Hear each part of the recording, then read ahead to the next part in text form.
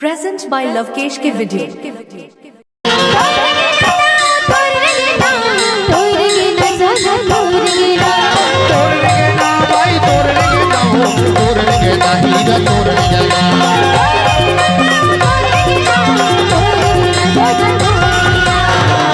DJ Lavkesh बड़ी अच्छी लगे। कैसे कैसे लगे जाना था बताना।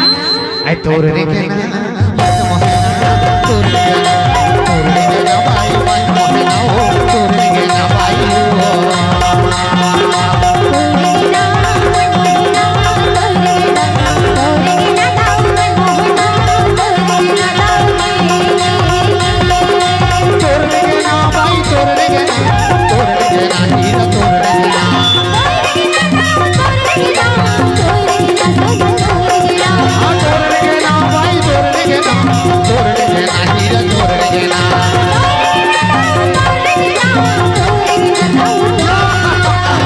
डीजे लवकेश तोड़ रखना देखो। ये टूरा मन पागल हो गए। कैसे तोड़ रहे देखते हाँ ना मैं कैसे हो गए हाँ जा कैसे हो गया हजरा आई तोड़ने के तोड़ने के ना भाई मन मोहे ना हो तोड़ने के ना भाई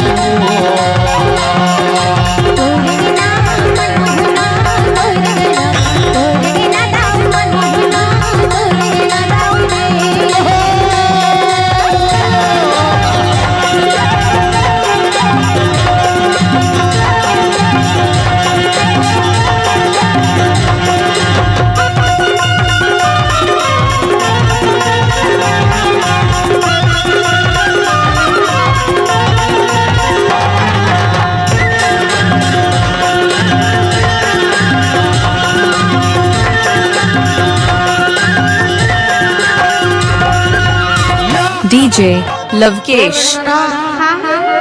क्या बता दो रे बता कसना है कैसे है ये बारी कटेली बारी मफलेना बारी कटेली बारी मफलेना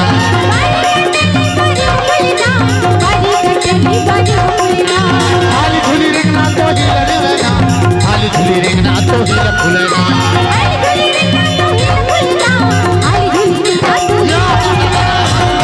डीजे लवकेश आज गौरा गौरी के सामने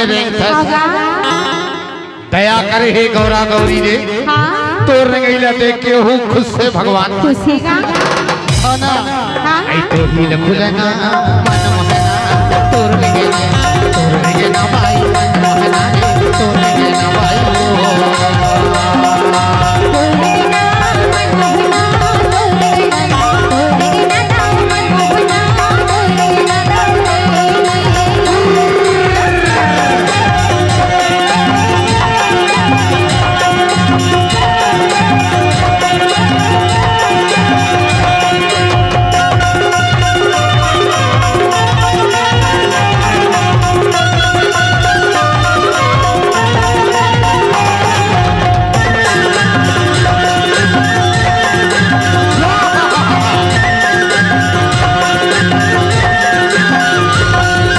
डीजे लवकेश भाजी चलो चिकना भाजी चलो चिकना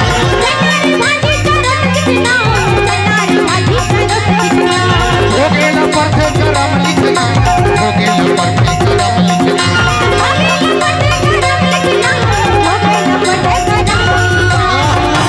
डीजे लवकेश आपका हार्दिक स्वागत करता है।